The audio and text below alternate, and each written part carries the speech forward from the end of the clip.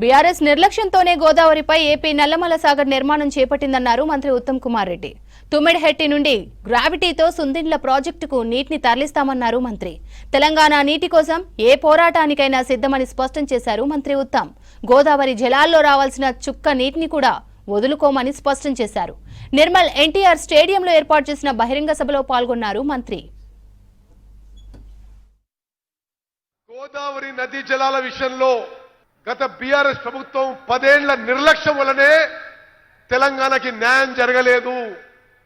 తుమ్మడిహెట్టి barrage తట్టడి మట్టి కూడా తుమ్మడిహెట్టి barrage దగ్గర ఎత్తకుండా ఉమ్మడి ఆదిలాబాద్ జిల్లాకి గత బీఆర్ఎస్ ప్రభుత్వం చేసిన అన్యాయం ఉమ్మడి ఆదిలాబాద్ జిల్లాలో ప్రతి రైతు ప్రతి పౌరుడు గమనించాలి.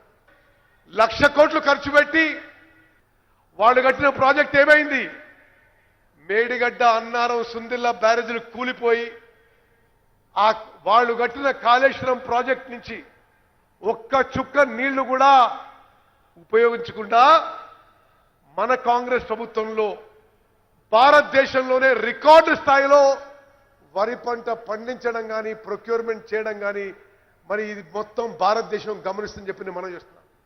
గోదావరి నదీ జలాల విషయంలో గత బీఆర్ఎస్ ప్రభుత్వం నిర్లక్ష్య వైఖరి వలనే ఈరోజు ఆంధ్రప్రదేశ్ ప్రభుత్వం పోలవరం నల్లమల సాగర్ ప్రాజెక్ట్ గురించి మాట్లాడుతున్నారు.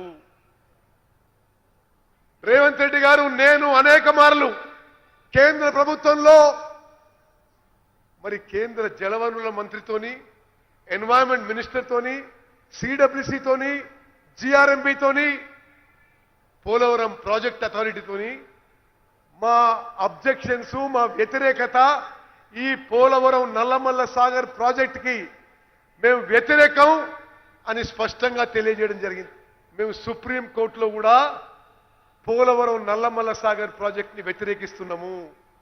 చాలా స్పష్టంగా మనం చేస్తున్నా, గోదావరి నదీ జలాలో తెలంగాణ హక్కు, తెలంగాణ నీటి హక్కులు ఒక్క చుక్క కూడా వదులుకోవడానికి సిద్ధంగా లేము. ఏ పోరాటానికైనా మా కాంగ్రెస్ ప్రభుత్వం మరి ముందుకు పోతుందని చెప్పి నేను మనం చేస్తున్నా.